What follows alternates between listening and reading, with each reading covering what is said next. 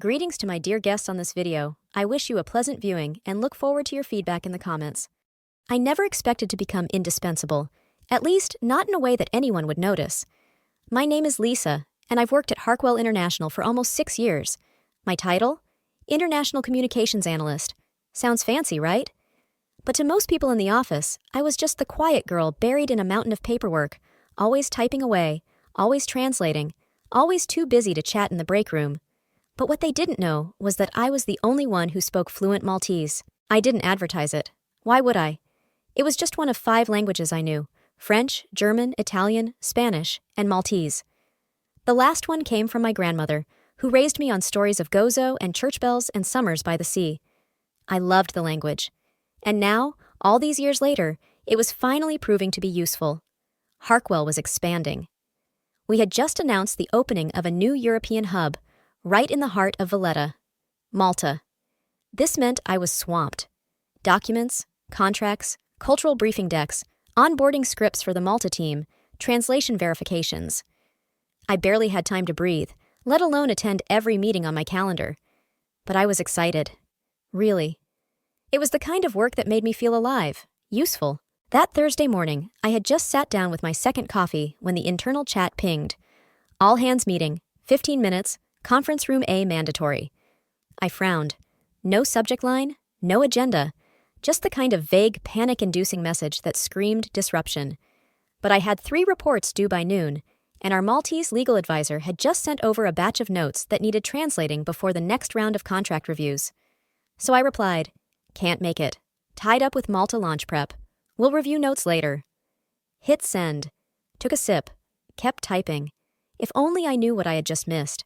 If only I knew that this single decision, to skip one mysterious meeting, would change everything. 20 minutes later, as I was finishing my email to our procurement lead, I saw the first wave of confusion pass through the floor. A few people walked past my desk, whispering. Someone from HR rushed into the conference room. Then someone else came out with eyes wide, clutching a stapler like it was a lifeline. I ignored it. Office drama was like weather. Loud, inconvenient, but usually harmless. At 11:07 a.m., my direct supervisor popped her head into my cubicle. "Lisa," she said, trying to smile, "can I see you in conference room A for a moment?" I blinked. "Now? I'm in the middle of the translation batch for the Maltese team. If it doesn't go out today..." "It'll only take a minute," she said. And her eyes looked off, like she was trying very hard not to say something. I should have known then, should have seen it coming. But I didn't. I followed her and walked right into the storm. The walk down the corridor felt longer than usual. My supervisor, Emma, walked a step ahead, her mouth set in a straight line, not offering any clues about what I was walking into. When she opened the door to Conference Room A, it was like walking into a different world. Everyone was standing. That in itself was strange. Our all-hands meetings rarely included standing ovations, or tension you could slice through with a paperclip. At the front of the room stood Mr. Hastings, our company's longtime CEO, with a tight smile and a posture that screamed announcement. Beside him was a tall man in a tailored navy suit, arms crossed, eyes already scanning the crowd like he was sizing us up. His hair was neatly styled, his jaw sharp, and his expression unreadable. But his vibe? Aggressive. Cold. "Everyone, thank you for gathering," Mr. Hastings began. "I won't keep you long. I'd like you all to meet Max Brenner. Starting today, Max will be stepping in as the new Chief Executive Officer of Harkwell International." There was a beat of silence, then a smattering of polite claps. Max nodded curtly, not smiling, not even pretending. "I'll let him speak in a moment," Hastings continued, "but I want to thank each of you for your work, especially during this critical time with our Malta expansion. Change can be challenging, but I trust that with Max's leadership, we'll move into this next phase stronger than ever." I stared at the floor for a second, my heart sinking. CEO? A replacement? Hastings hadn't even hinted he was leaving. The Malta operation was in its most delicate phase. We couldn't afford a transition right now. And then Max spoke. He stepped forward with an almost theatrical grace, hands clasped behind his back. "Thank you, Mr. Hastings," he said smoothly. "I'm honored to step into this role. And let me be clear, this company has enormous potential, but potential means nothing without performance. Over the coming weeks, I'll be evaluating each department, every team, and yes, every individual.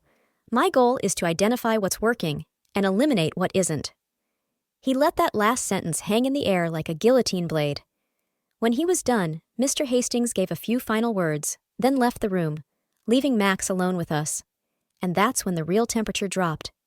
His eyes landed on me. "You must be Lisa," he said. His voice was cool, almost amused. "Our translator turned scheduler turned report writer, the woman who was too busy to attend a mandatory meeting this morning." I stiffened, pulse suddenly in my throat. "I'm in charge of the Malta launch documentation. Legal frameworks had to be reviewed." He raised a hand, cutting me off. "I read your file. Thorough, detail-oriented, quiet." His lips twitched. "Also, habitually absent from leadership initiatives, unwilling to participate in collaborative restructuring." That was absurd. I didn't even know what the meeting was about when I skipped it. But I held my tongue. Max stepped closer, his tone dropping. "You walk around here like you're wearing a crown, Lisa. Like your work is so precious it can't be interrupted. Like you're too important to sit with the rest of us and listen." My breath hitched.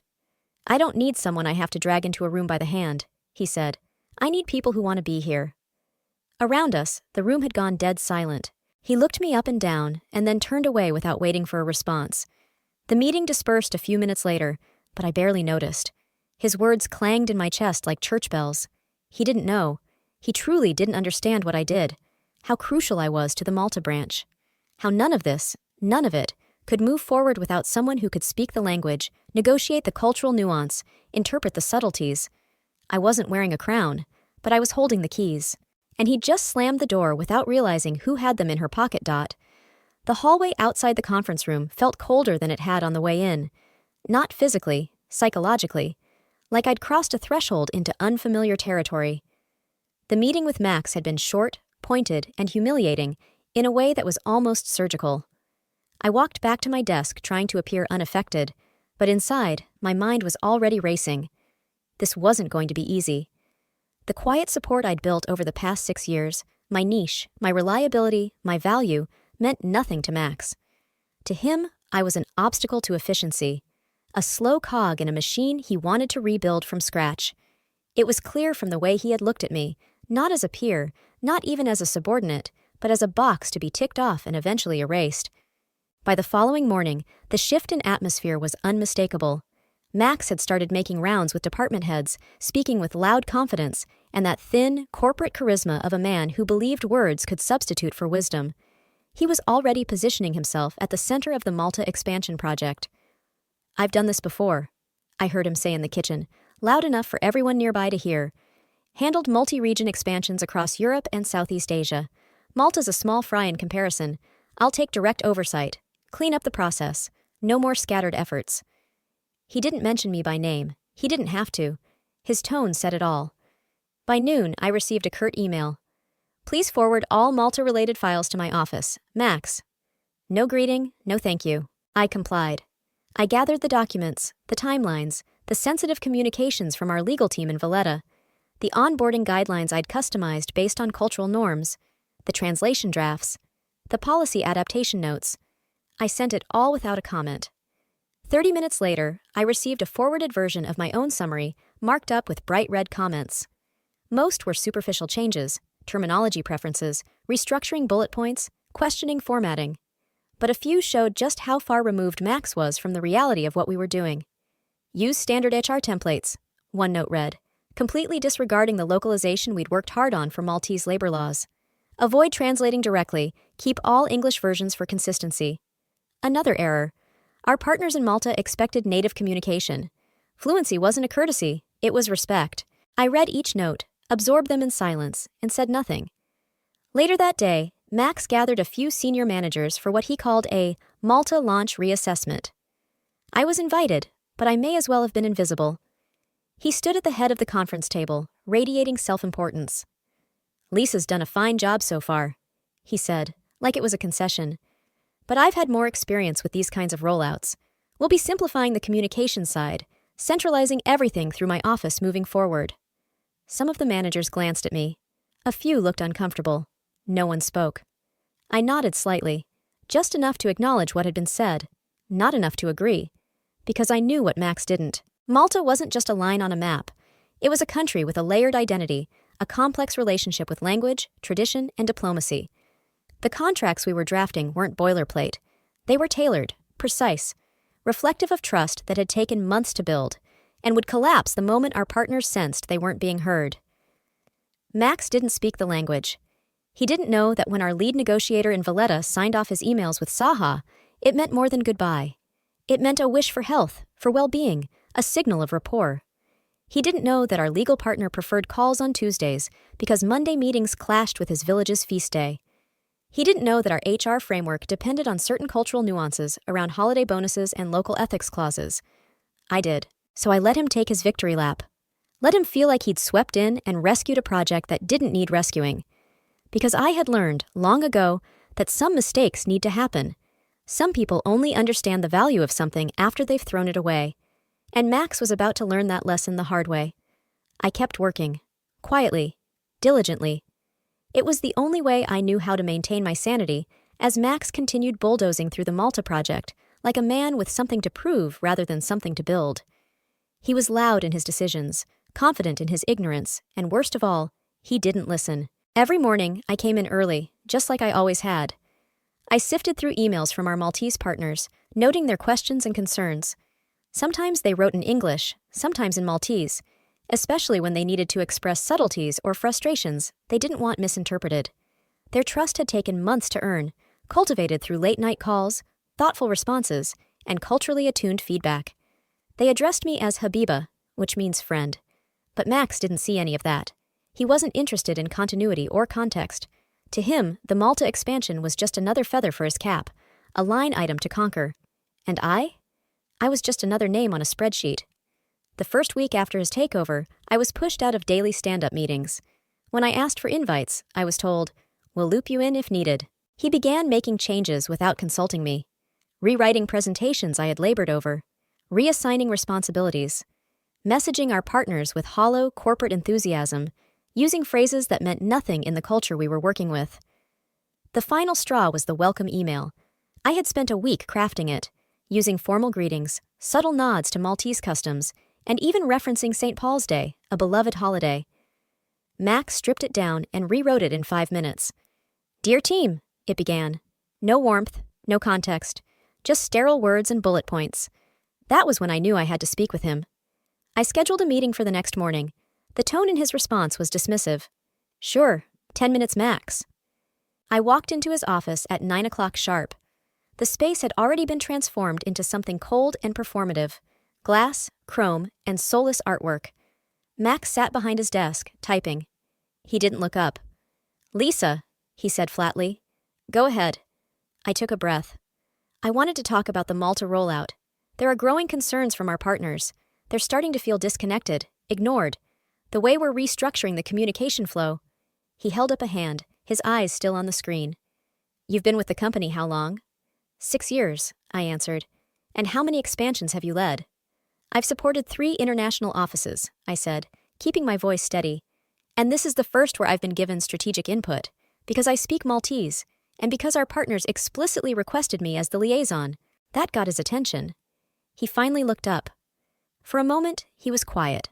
Then his expression twisted into something sharper, crueler. "So you think that makes you special?" He sneered. "That speaking some niche, irrelevant language makes you irreplaceable?" I said nothing. He stood up slowly, walked around the desk, and leaned on it just inches from where I sat. "Lisa, let me be clear. You're unambitious. You're bland, talentless. I don't need people like you clinging to the past and slowing us down. This company is moving forward, with or without you." I stared at him, heart thudding, but not from fear. From clarity. He didn't know. He really didn't know what he'd just done. I rose calmly, gathered the folder I'd brought, and adjusted my blazer. "I see," I said. Then I smiled. Not a dramatic, bitter smile, just quiet, composed. A smile for the man who had no idea what mistake he had just made. "Good luck," I said, and I turned and left without another word. I walked past his assistant, past the frosted glass doors, down the corridor lined with portraits of former executives who probably would have made the same mistake. I passed Emma, who gave me a look of dread as I passed. I didn't stop. I didn't cry. I didn't rage. I didn't even shake. because Monday was coming. And with it, a critical meeting between Harkwell International and our Maltese partners. A meeting Max intended to lead, in a language he didn't speak, and the one person who could save him from the fallout had just walked out of the building. The elevator ride down from the top floor felt unusually long. I watched the numbers blink by, each one pulling me further from a chapter I hadn't expected to close. Not like this. Not with a quiet dismissal and a flurry of hollow insults. But life doesn't always give you the ending you expect. Sometimes it hands you something sharper. Cleaner. I stepped out onto the street, the city's noise rushing over me like a tide. People walked past in suits, phones pressed to their ears, sipping coffee with that urgent pace of importance. I stood still for a moment, breathing it all in. It wasn't grief I felt. It wasn't even rage. It was something steadier, a sense of certainty that I hadn't lost something. Max had, because I knew the truth. This wasn't about performance. It wasn't about the Malta project or communication strategy, or even language proficiency. Max didn't like me. That was it. He didn't like the way I worked quietly, without broadcasting every minor success. He didn't like that I had earned respect rather than demanded it. He didn't like that I didn't flinch or scramble when he tried to assert his dominance. And more than anything, he didn't like that I didn't need him. And people like Max? They needed to be needed. But I wasn't angry. No. I was strangely calm. I'd done everything I could. Everything right. I had worked hard. I had built relationships, earned trust, and shown value in ways that couldn't be measured on a spreadsheet. He couldn't see it, but others would. And part of me, deep down, knew something else too. He'd be back. Not today. Maybe not tomorrow. But one day soon, he'd face a boardroom filled with confused glances and foreign words.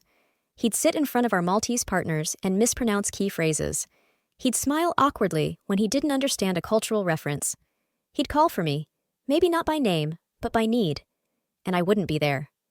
Or maybe I would. That part was still unclear. I walked to a nearby cafe and ordered a cappuccino. The barista smiled at me as she handed it over, and I realized how long it had been since someone had looked at me without expectation or judgment.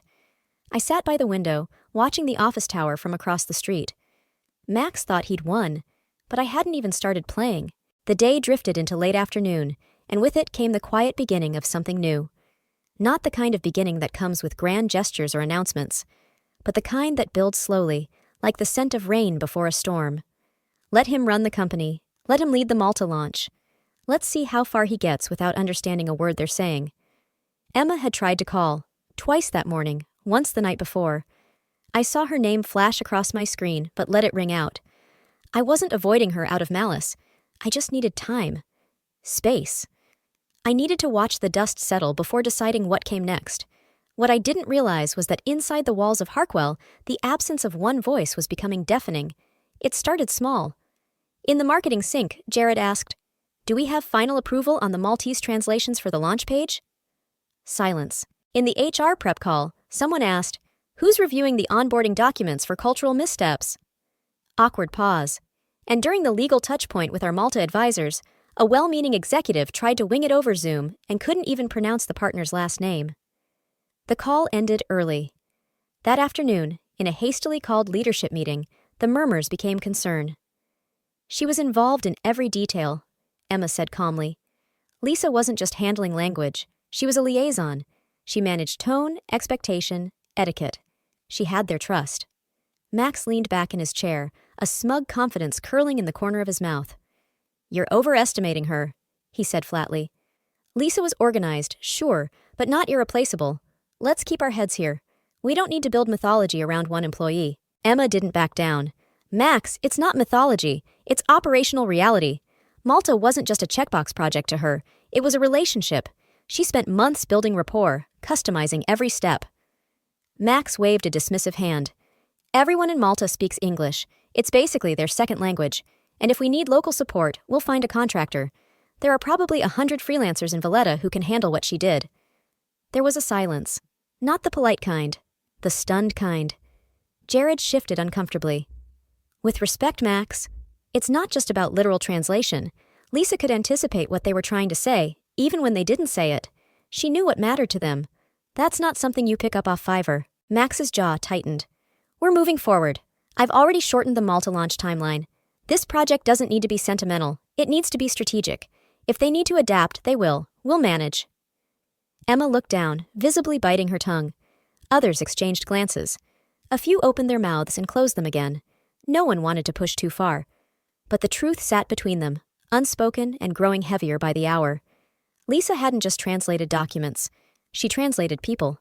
And without her, they were speaking to Malta in a language that sounded right, but felt wrong. The signs were subtle at first. An unanswered email. A meeting pushed back without explanation. A file returned with vague notes from the Maltese legal team. Nothing overt. Nothing that screamed failure. Just enough to signal something was off. Culture, after all, rarely announces its departure. It just leaves.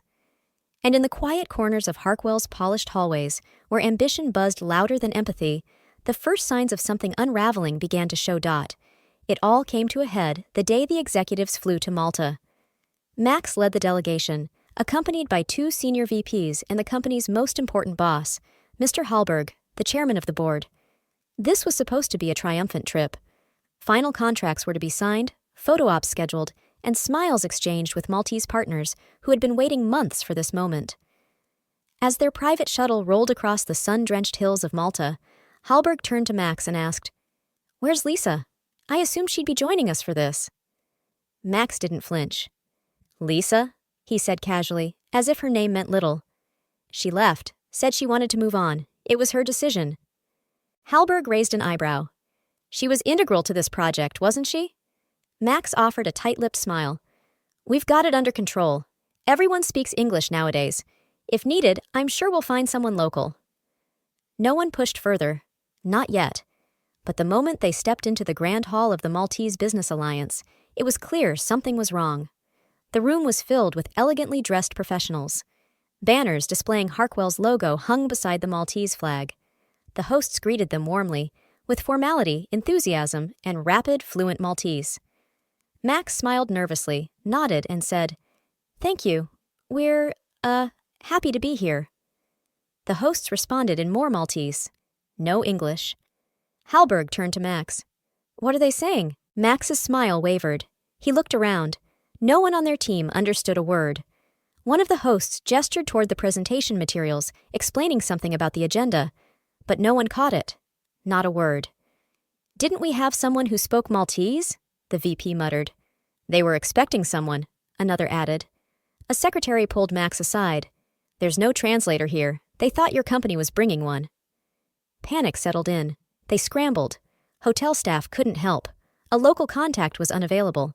A freelancer they tried calling was booked for the week. Max paced. The board member glared. "They don't understand us," Max muttered. "They were relying on your translator," Hallberg said quietly, "and you let her walk out the door." For the first time, Max looked shaken. He pulled out his phone, typed desperately, "Lisa, can you talk? We're in Malta. We need your help." I was home, calm and far from the chaos. When the message came through, I watched it light up my screen. Then came the call. I let it ring. And then Emma called. "Lisa," she said breathless, "please. They don't speak English. The meeting's falling apart. We need you." I sighed, then calmly answered, "Put me on speaker." In the hours that followed, I became their lifeline. I translated, mediated, explained. I repaired what Max's pride had nearly broken. And when the meeting ended, Malta smiled. I was ready. I'd been ready the moment I walked out of that office. Not bitterly, not out of revenge, but with the calm certainty of someone who had poured months of her life into a project, who knew its every detail, its rhythm, its pulse. I lived for this work. I knew the names, the customs, the nuances. I knew the island's pace, its values, its voice. So when Emma called, breathless, telling me the meeting was unraveling, I was already pulling up the shared documents. I had a notebook ready, reminders scrawled in the margins about our partners' preferred phrases, polite transitions, and cultural red lines not to cross. Because I knew this would happen. And in some way, I had been waiting for it. I guided them through the meeting like a seasoned pilot in a storm, translating every exchange with warmth and confidence, smoothing over Max's awkward silences, reshaping blunt questions into respectful conversation. I could hear the tension easing through the line as the Maltese partners began to nod, smile, respond. But I also heard the hesitation. They weren't pleased. Not entirely. The delay in communication, the absence of the person they had grown to trust. It had bruised the relationship. There was a pause in their voices, a tightness behind their words that hadn't been there before. I translated what they said, but I also heard what they didn't say. They felt disrespected. They had expected a partner who took them seriously, not a CEO who underestimated them, not a company that assumed Google Translate could replace a human connection. Still, I did what I could. I softened their disappointment, realigned the tone, expressed the company's apologies without making it sound like desperation. And by the end of the call, they were cooperative again. The meeting didn't fall apart, but it didn't fly either. When the call ended, I sat in silence for a long moment. My tea had gone cold. My notes were marked with last-minute phrases I had used to recover Max's fumbled attempts. He had been silent through most of it. And when he finally spoke, it wasn't on the call. It was in a single, brief message sent an hour later. "Thank you. We couldn't have done it without you." I stared at it, unreadable. It wasn't an apology. Not really. It was an admission, a quiet, reluctant recognition. But I didn't respond. Not yet. Because what happened next, that would determine everything. Max had gambled the company's future on the assumption that I was replaceable.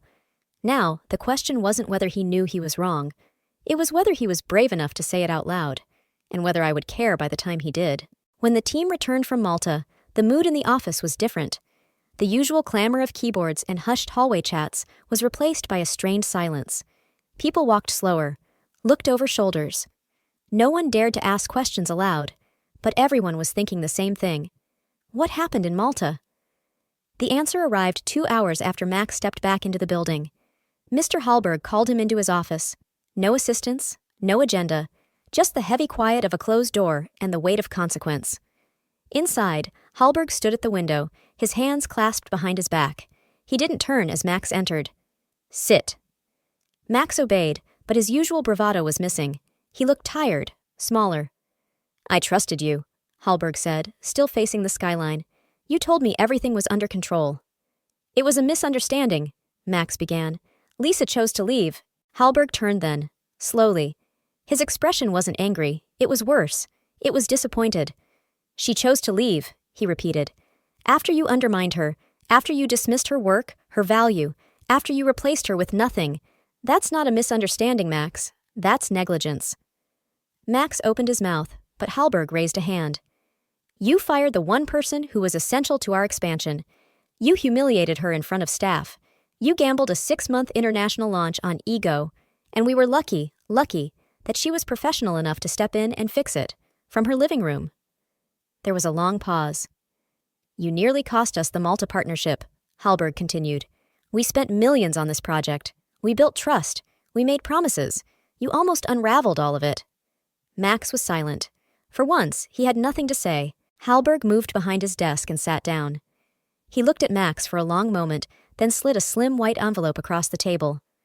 "Your employment is terminated, effective immediately." Max stared at it, frozen.